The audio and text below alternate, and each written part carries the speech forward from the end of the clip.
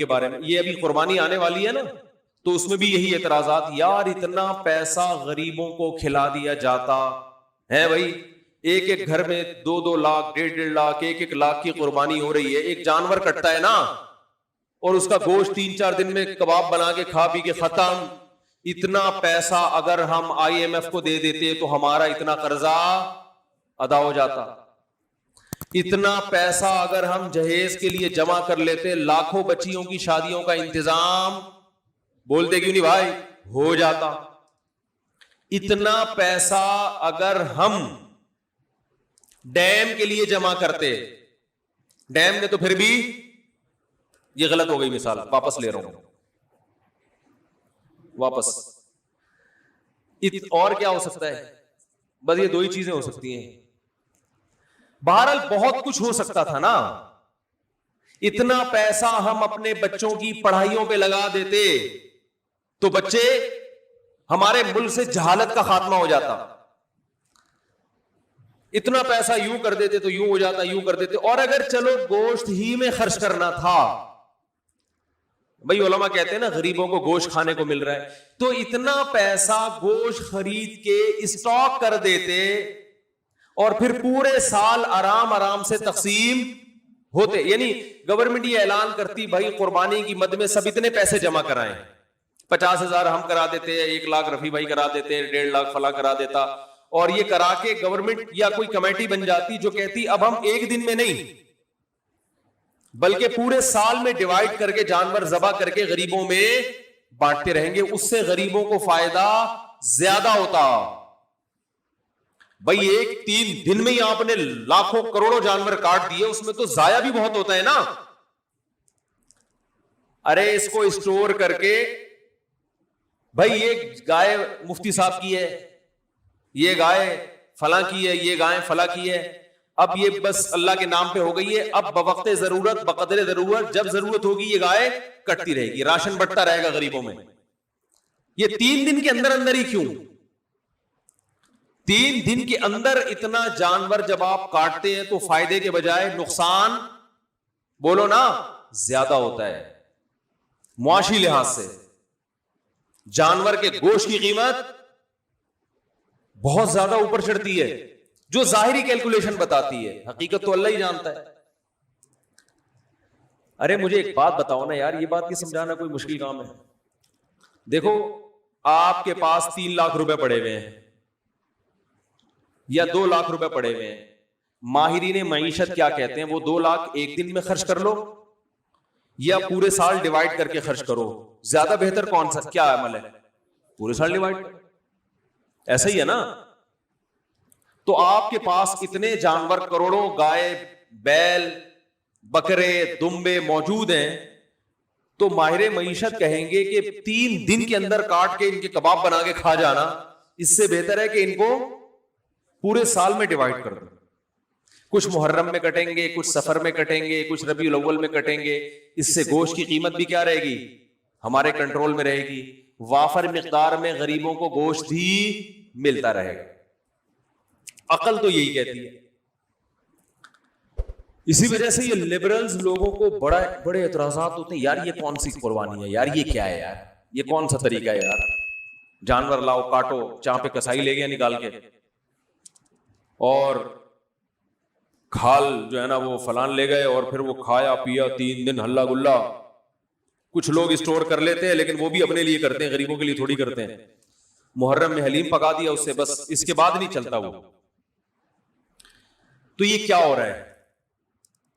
دوسری بات، گوشت خرید کے اگر وہ سستا پڑتا ہے، جانور خرید کے کاٹ کے کھایا جائے تو وہ اور زیادہ مہنگا پڑتا ہے. تو یہ کروڑوں روپے کا سرمایہ اس طرح بھی ہلاک ہو رہا ہے. ارے یہی بکرا آپ عام دنوں میں خریدو آدھی قیمت پہ ملے گا، بلکہ گوشت خریدو تو اور سستا ملے گا، اور گوشت بھی اپنی مرضی کا ملے گا. جو سری پائے کے عادی نہیں ہے وہ سری پائے نہ خریدیں، لیکن یہی آپ بقرعید والے دن خریدو تو ڈبل قیمت پہ. کیا خیال ہے بھائی؟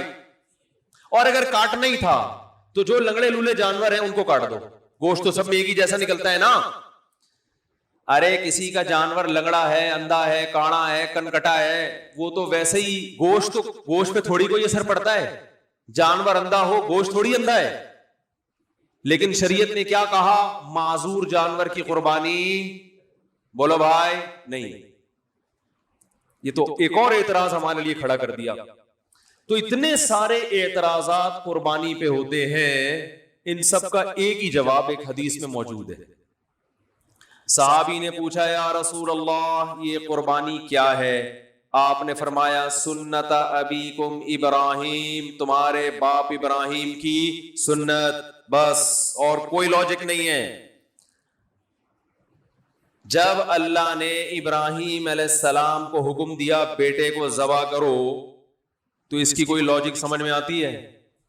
ابھی تو گائے کاٹنے کا کہا جا رہا ہے, بیٹا کاٹنا تک کا تو کوئی تک بنتا ہے ہی نہیں.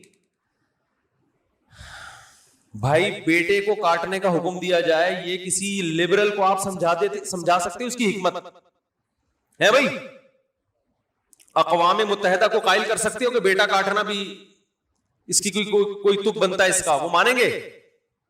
ہے بھائی کسی کو بھی بٹھا کے سمجھاؤ یار فلاں کو اللہ نے حکم دیا بیٹا کاٹو, تو آپ فوراً کہو گے یار ہو سکتا ہے وہ بیٹا چور ہو, معاذ اللہ, یا وہ بیٹا اتنا بڑا مجرم ہو کہ اس نے کئی لوگ کاٹ چکا ہو. تو اب باپ کو کہا جا رہا ہے اس بیٹے کو کاٹو تاکہ مزید لوگ نہ کٹیں, ڈاکو ہو, چور ہو, ہے نہ. بھائی وہ بیٹا بھی کون ہے؟ اسماعیل پیغمبر کا بیٹا, اور جس کے بارے میں بشارت دی گئی تھی کہ بطور انعام کے دیا جا رہا ہے آپ کو, آپ کی قربانیوں کا صلہ ہے یہ بیٹا, بطور گفٹ, جس کے اچھا ہونے میں دو رائے نہیں ہو سکتی. ایسے بیٹے کے بارے میں حکم دیا جا رہا ہے ابا کو کہ اس بیٹے کو کیا کر دو؟ ذبح کر دو. آپ کہہ سکتے ہیں ہو سکتا ہے بچے کا امتحان لیا جا رہا ہو کہ یہ بچہ کتنے پانی میں ہے, کاٹنے کا اصل حکم نہ ہو بلکہ اللہ دیکھنا چاہ رہے ہو کہ بچہ آگے سے رسپانس کیا کرتا ہے. تو بچے نے جواب کیا دیا تھا؟ یا ابت افعل ما تؤمر, اے ابا جو کہا گیا ہے عمل کر لیں. تو بچہ ایگزام میں کامیاب ہو گیا, اب اللہ کہتے بس نہیں کاٹیں, ہے بھائی. تو جیسے ابراہیم علیہ السلام کو حکم دیا اپنے بیٹے کو کاٹیں, اس کی لاجک کچھ بھی نہیں ہے سوائے اس کے کہ ابراہیم بھی اللہ کے, بیٹا بھی اللہ کی مخلوق پہلے ہے, ابراہیم کا بیٹا بعد میں. تو اللہ کہہ سکتا ہے بھائی میں تو ویسے بھی کسی کو کسی وقت موت دے سکتا ہوں, آپ نہیں کاٹیں میں کسی اور حادثے سے ہلاک کر دوں, یہ تو مجھے اختیارات ہے نا, دیا بھی تو میں نے. یہ ثابت کرنے کے لیے کہ ابراہیم تو میرا بندہ ہے اور تیرا بیٹا بھی میرا غلام ہے. غلام کو جب حکم دیا جاتا ہے تو اس کے پاس کیوں کا آپشن نہیں ہوتا, بس یہ ثابت کرنے کے لیے کاٹو. تو ہمیں حکم دیا جا رہا ہے کہ بیٹے مت کاٹو بلکہ بیٹے تو مزید پیدا کرو, نسل بڑھانے کا حکم ہے نا. لیکن بیٹے کے بدلے میں جانور کاٹو, اور اس جانور پہ جو اعتراضات ہوں کہ کیوں کاٹنے کا حکم دیا جا رہا ہے, اتنے پیسے سے غریب کی شادی کرا دیتے. ایک تو غریب کی جب بھی مثال آتی ہے شادی کی آتی ہے بیچارے کی مثال, کیونکہ غریب کے ہر مسئلہ حل ہوتا ہے, شادی نہیں ہوتی بیچارے کی. غریب کو روٹی بھی مل جاتی ہے, لوگ زکات فطرہ دے دیتے ہیں غریبوں کو, میں نے دیکھا ہے, بلکہ دیتے ہی غریبوں کو ہیں, تلاش کر کر کے غریبوں کو دیتے ہیں. ہر کام علاج بھی ہو جاتا ہے. غریب کا مسئلہ اٹکتا کہاں ہے؟ رشتہ لینے جائے گا, جتنا بھی ترس آ رہا ہو نا آپ کو, آپ بولے گے بھائی تو یہ 1 لاکھ مزید لے لے, پتلی گلی سے نکل یہاں سے, بیٹی نہیں دوں گا. تو غریب کے سارے مسائل کہاں کے کھڑے ہوتے ہیں. اس لیے میں مثال دیتا ہوں غریب کی شادی نہیں ہوتی اس کی بیچارے کی, رشتہ نہیں دیتا کوئی, تو غریب بھی نہیں دے رہے ہوتے. کمال کی بات یہ غریب بھی نہیں دے رہے ہوتے. تو اس لیے میری زبان سے نکلتا ہی یہی لفظ ہے ہمیشہ. کیا بات کر رہا تھا میں؟ ہاں, تو میں یہ کر رہا تھا کہ لوگ کہہ سکتے تھے کہ یہ جو تم نے 1.5-2 لاکھ کا بیل خریدا ہے, اس سے کسی غریب کی شادی کرا دیتے, یا کھانا کھلا دیتے, یا کسی غریب بچی کو جہیز دے دیتے, یا فلانا کر دیتے, تو ٹمکانا کر دیتے. تو آپ ان سے بولو بھائی جب ابراہیم علیہ السلام کو اللہ نے حکم دیا تھا بیٹے کو ذبح کرو, تو ابراہیم علیہ السلام بھی اس قسم کے اشکال اگر کر لیتے تو وہ اللہ کے خلیل نہ بنتے، وہ معاذ اللہ نقل کفر شیطان کے دوست بن جاتے. تو آپ مجھے بھی شیطان کا دوست بنانے کی کوشش نہ کریں. اللہ نے حکم دیا کہ کاٹو تو میں کیا کروں گا؟ کاٹوں. اور حج میں تو اس سے بھی زیادہ عجیب معاملہ ہوتا ہے. یہاں تو ہم گوشت کھا بھی لیتے ہیں، کھلا بھی دیتے ہیں. مینا میں جو کروڑوں لاکھوں جانور ذبح ہوتے ہیں وہ تو بےچارے اکثر ضائع ہو جاتے ہیں. لیکن عقل پرستوں کو اللہ نے یہاں ایک جواب دیا ہے کہ تم جو یہ فلسفے کیلکولیٹر لے کے بیٹھتے ہو نا کہ اتنے جانور اگر یوں ہو جاتا تو ہر سال اگر کٹتے تو ایکچولی گوشت کی قیمتیں کنٹرول میں رہتی ہیں، اور ایکچولی یوں ہوتا اور اس سے اتنے غریبوں کے پیٹ بھر جاتے اور اس سے تو جانور ختم ہوتے ہیں. تو اللہ نے ابراہیم علیہ السلام کی سنت میں بتا دیا کہ ابراہیم نے اپنے بیٹے کو ذبح کرنے کے لیے لٹایا تھا نا، تو سب سے زیادہ نسل چلی کس کی ہے؟ اسماعیل کی. اور برکت کس میں ہوئی؟ اسی بیٹے میں. آئی بات سمجھ میں؟ کوانٹیٹی کے لحاظ سے بھی اور کوالٹی کے لحاظ سے بھی. آج بھی دنیا میں خاندان افرادی قوت کے لحاظ سے سب سے زیادہ سید ہیں دنیا میں، جن کو شاہ بھی کہا جاتا ہے، سید بھی کہا جاتا ہے، افرادی لحاظ سے بھی. اور روحانی اعتبار سے سید الانبیاء محمد صلی اللہ علیہ وسلم اللہ نے حضرت اسماعیل کی اولاد میں پیدا کیے. پتا چلا کہ بھائی جو اللہ کے لیے کٹے گا بڑھے گا بھی، بولو نا وہی. کتے تو 12 بچے دیتے ہیں اور کئی سال ہو گئے KMC والے نہیں مار رہے، پھر بھی اتنے نہیں ہوئے ہیں. بھائی یہ تو اللہ کا فضل ہو گیا. لیکن گائے، بیل، بکرے، دمبے روزانہ کروڑوں کی تعداد میں کٹتے ہیں، اتنے کہ ہمارے تصور سے جب بھی شنواری جاؤ گے 8-10 بکرے لٹکے ہوئے نظر آئیں گے آپ. ہر ہوٹل پہ یہی ہے. او بھائی سال میں ایک بچہ دیتی ہے بکری یار. گروتھ ریشو کیا ہے؟ ایک بچہ سال میں. کٹ روزانہ رہا ہے، روزانہ. کمیلا جاؤ نا کبھی، کراچی کے کمیلے جاؤ، روزانہ بچڑے 2 دانت کے لائن لگی ہوئی ہوتی ہے. او بھائی یہ تو 2 سال میں ایک پیدا ہوتا ہے. یہ مرغیوں کی طرف 24 انڈے تھوڑی دیتی ہیں بکریاں اور گائے کہ 24 بھینسیں نکل رہے ہیں اس میں سے. اتنا کٹ رہا ہے، اتنا کٹ رہا ہے، اتنا کٹ رہا ہے.